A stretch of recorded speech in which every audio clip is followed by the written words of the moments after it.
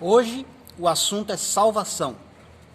No capítulo 7 do profeta Daniel, eu vou ler 2 versos, que vai estar falando a respeito desse ponto, Embora o ponto de salvação, a gente tem que ter um entendimento que, precisa nascer de novo, aceitar Cristo, obedecer a Ele, andar em conformidade com o Evangelho, tá? Tudo isso a gente sabemos.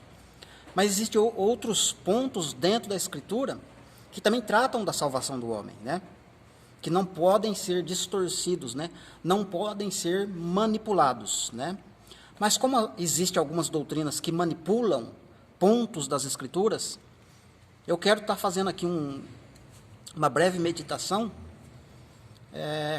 como se fosse uma espécie de abre-olhos para quem quer encontrar a verdade e obter respostas das Escrituras, e não de pessoas que se autodenominam apóstolos, pastores, pessoas que se dizem líderes, Mas eu quero ler aqui os 2 versos, E também, claro, dentro do tema, ou da descrição do vídeo aí, Haverá segunda chance para quem ficar do arrebatamento?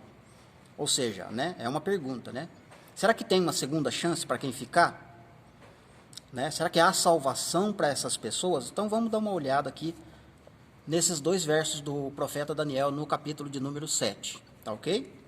Diz assim: proferirá palavras contra o Altíssimo, no caso aqui é o anticristo, a besta que vai estar fazendo isso, magoará os santos do Altíssimo, ele vai magoar os santos do Altíssimo, cuidará em mudar os tempos e a lei, e os santos lhe serão entregues nas mãos por um tempo, 2 tempos e metade de um tempo. Então aqui a gente sabe que está falando da grande tribulação, 2 tempos, 1 tempo, 2 tempos e metade de um tempo, 3 anos e meio, ou 1260 dias, Vamos lá, eu li o verso 25, Daniel capítulo 7, verso 25 eu li, agora eu quero ler o verso 26. Mas depois se assentará o tribunal para lhe tirar o domínio e para o destruir e o consumir até o fim. Então, esse verso 26 aqui, por exemplo, tem 2 informações importantíssimas, para o tempo do fim. Mas depois ele assentará o tribunal, então haverá um tribunal, Eu quero que você preste atenção nisso. Vai ter um tribunal. Só que antes de ter o tribunal, a besta vai fazer guerra contra os santos, entende? E vai prevalecer, vai vencer. A besta faz guerra contra os santos e depois vem o tribunal, certo? Como está aqui o profeta Daniel falando, Na realidade, o anjo está explicando, São palavras do próprio Deus, Saiu da boca de Deus essas palavras, E eu quero adiantar uma coisa aqui dentro desse entendimento, Quando o anjo está falando aqui que magoará os santos do Altíssimo, aqui não está dizendo que magoará os santos reprovados, Santos que ficaram do arrebatamento, Até porque a besta não vai perseguir santo reprovado, Santo que ficou, A besta vai perseguir o santo que estiver servindo a Deus e incomodando ele. É essas pessoas que a besta vai perseguir, não vai perseguir santo reprovado. É bom você entender isso. E a segunda informação é que, depois que a besta perseguir, tem que ter um tribunal. Qual o tribunal? O tribunal de Cristo, Segundo aos Coríntios, capítulo 5, Paulo vai falar que todos nós devemos comparecer a um tribunal, para dar conta daquilo que a gente fez, das palavras e tudo mais. E também Romanos, capítulo 14, versículo 10, Também Paulo repete de novo, que haverá um tribunal e a gente vai comparecer nesse tribunal, certo? Ok, aqui o verso 26 eu falei que vai ter o tribunal, só que daí vai ser estabelecido um tribunal para tirar o domínio da besta, E a besta vai ser consumida até o fim, Tá certo? Vai ser morta, vai ser queimada e vai ser consumida. É isso que o verso 26 está falando. Ok. Diante desses pontos que eu esclareci aqui, que eu me esforcei para explicar, agora eu quero fazer aqui vou dar um exemplo, Só para você entender que existe pessoas que distorcem isso aqui. E como é fácil a pessoa distorcer isso, Então eu vou dar um exemplo e vou esclarecer, você vai entender onde é que está sendo distorcido Daniel, Daniel e outros pontos, Precisa distorcer Daniel, mas também precisa distorcer outros pontos, Então vamos lá. eu quero usar duas pessoas de voluntárias, né?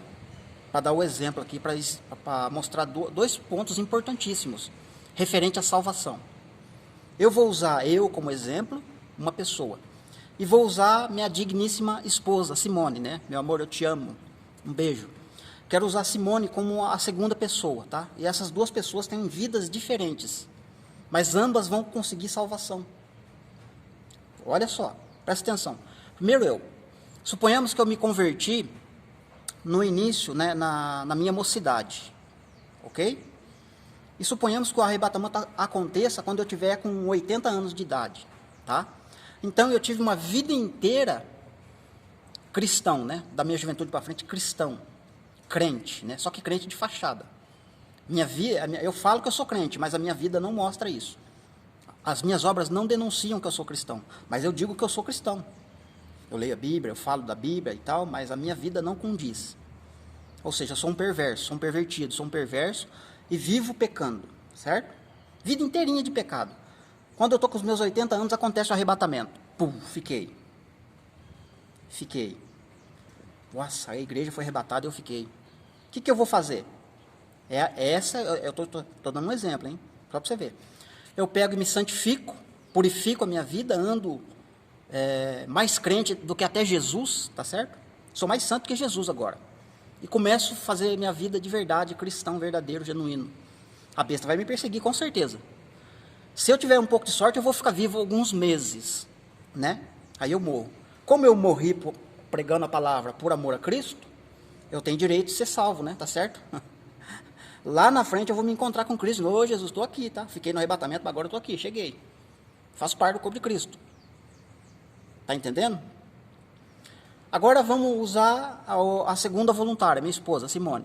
Simone se converteu na sua mocidade, como o arrebatamento aconteceu por volta dos 80 anos de idade dela também.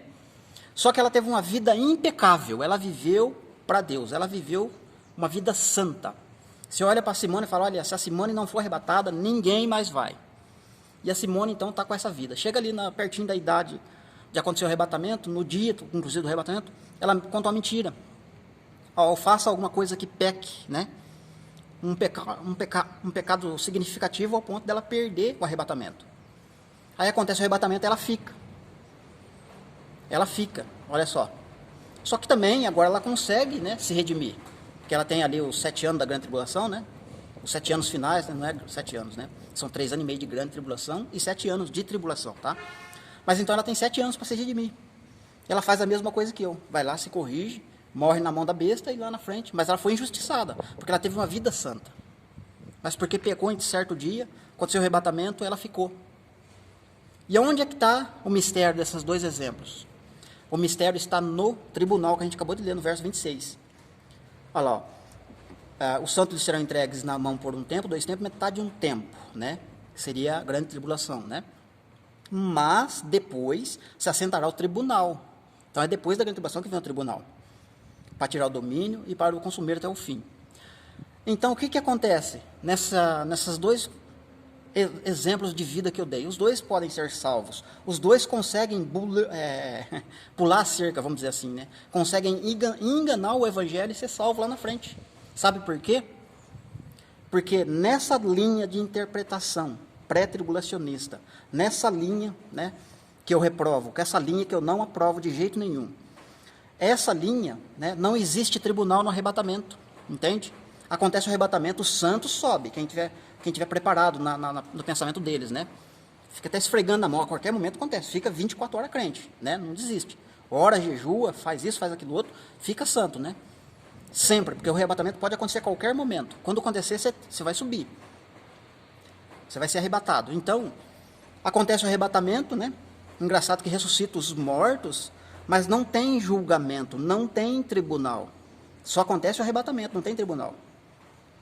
Aí qualquer um pode, lá na frente, se redimir, consegue se recuperar, para lá na frente falar, opa, eu fiquei no arrebatamento, mas estou aqui, viu? Entendeu? Sou esperto, esse é irmão desse. Não é assim que a turma diz? Essa linha de interpretação é a mesma coisa. Olha só, presta atenção que eu vou falar. Essa linha de interpretação É a mesma coisa que quando você está assistindo o Datena, aqueles noticiários, sabe? Que aparece lá o cara estrupa a mãe, estrupa a sogra, estrupa os filhos, mata fulano, mata seu crânio, faz aquele horror ali na região onde ele mora e vai preso. Passa um ano, ele paga a fiança, dá um jeitinho lá e está solto. Dali um ano ele está no meio da sociedade, como se nada tivesse acontecido. É a mesma coisa, entende? Olhando essa linha de interpretação pré-tribulacionista, né? Essa linha que diz que a igreja não vai passar pela grande tribulação porque ela vai ser arrebatada antes, né? Sem tribunal ainda, inclusive. É o mesmo que os bandidos fazem hoje. Qualquer pessoa pode ser salva. Aí a pessoa tem uma segunda chance, né? Entende? Eu fiquei, mas agora eu consigo, né, fazer o que é certo lá na frente. Eu sou justificado, né? Eu vou morrer por Cristo, por amor a Cristo, e ele vai ter que me aceitar de um jeito ou de outro. Está escrito, né? Que quem morrer por amor ao Evangelho é salvo. Entende? Aí você deve estar pensando, mas onde é que está escrito que tem julgamento, onde é que tem tribunal? Então vamos ler outro verso, né? Só que agora em outro... vamos lá para Apocalipse direto, vai. Que é melhor, né? A gente já está falando de Apocalipse mesmo, né? Apocalipse 11, versículo de número 19. Né? Depois que as duas testemunhas profetizam, morrem, acontece um monte de coisa.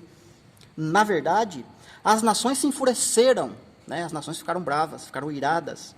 Chegou, porém, a tua ira. Então, a ira de Deus vai chegar quando as nações ficarem enfurecidas contra os santos. Chegou o tempo da sua ira e o tempo determinado para serem julgados os mortos. Agora chegou o tempo de serem julgados os mortos, né? Depois que as duas testemunhas morrem. Os mortos vão ser julgados, o que mais? Para se dar galardão aos teus servos, os profetas e aos santos. Então, os galardão vai ser dado depois que a besta fazer guerra contra os santos, né? Entende? Contra as duas testemunhas, né? Porque tem pessoas que acreditam que as duas testemunhas são duas pessoas literais. Então, mesmo assim, só depois que essas duas testemunhas literais, duas pessoas, né? Ainda que eu tenho que distorcer muito para falar que é duas pessoas, né? Eu tenho que distorcer muitos textos. Ainda que seja duas pessoas, somente depois dessas duas pessoas literais, dois homens, morrerem e forem ressuscitados, que vai ter o julgamento, que vai ter a hora de dar galardão para os santos, que no caso somos nós. Entende? Mas e quem foi arrebatado antes? Teve galardão? Não teve tribunal? Você acha que vai ter galardão? Como é que você vai fazer uma coisa assim, um julgamento, né, para ver quem merece e quem não merece, se não tem um tribunal para dar galardão? Vai receber galardão lá no céu? Onde está escrito? Se Jesus fala, eu venho, sem demora, né? Apocalipse 16, e comigo está o meu galardão, eu vou dar para quem? Comigo está a recompensa, né, para me abençoar quem tá comigo, né? Mas vamos continuar o texto aqui. Para serem julgados os mortos, e para se dar galardão aos santos, os servos, os profetas, e todos aqueles que amam o teu nome, tanto pequeno quanto grandes, e para destruir aqueles que destroem a terra. Então tem pessoas destruindo a terra, né? E Jesus vem justamente para parar essa destruição, né? Porque a gente está esperando um milênio com Cristo na terra, né? Então se destruir 100% da terra, como que vai ter milênio, né? Ainda que Deus é poderoso para restaurar tudo, né? Mas não está escrito desta forma, né? A Bíblia não diz que a terra vai ser destruída 100%, né? Ok? Aí você deve estar pensando, né? Mas Jesus disse que ninguém saberia a hora nem o dia que ele viesse. Verdade, ele disse mesmo, né? Ele disse. Mas quando acontecer essas coisas no período de grande tribulação, a gente vai ficar esperto. A gente sabe que tem eventos que vão mostrar, olha, depois disso acontece isso, depois daquele outro, aquele outro. Então um evento vai chamar o outro e vai ficar cada vez mais próximo a vinda dele. Não tem como não saber que dia que vai ser. O dia talvez não, mas a época vai dar para saber. Vai dar para ficar preparado. Para nós estar na época certinha de acontecer. Então vamos andar redondinho com Jesus.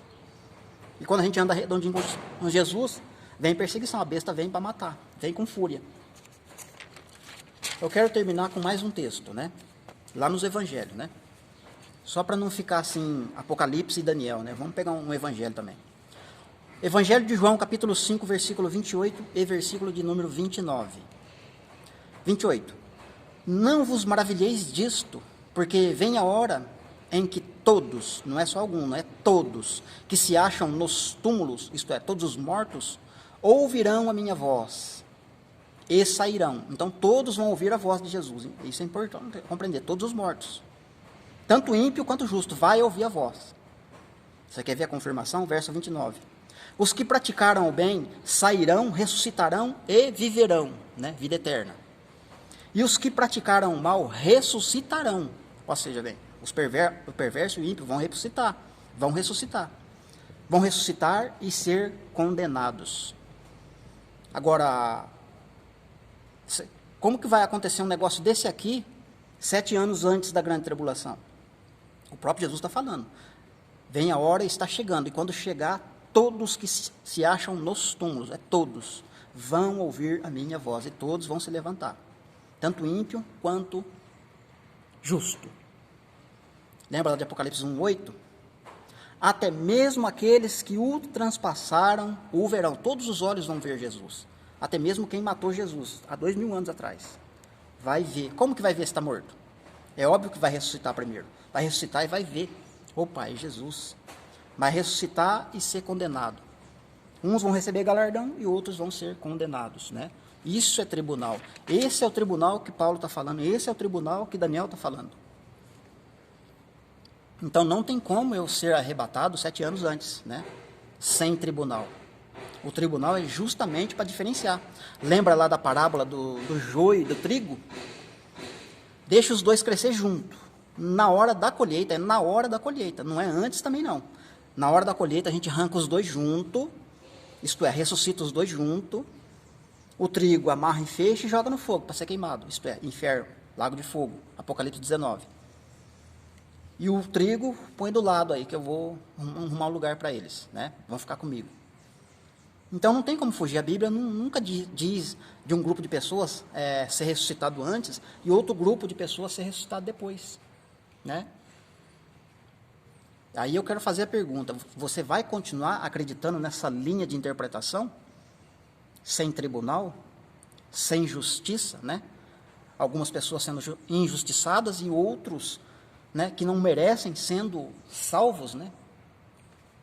A pessoa passa a vida inteira pecando, perde o arrebatamento, mas consegue se redimir na grande tribulação e é salvo.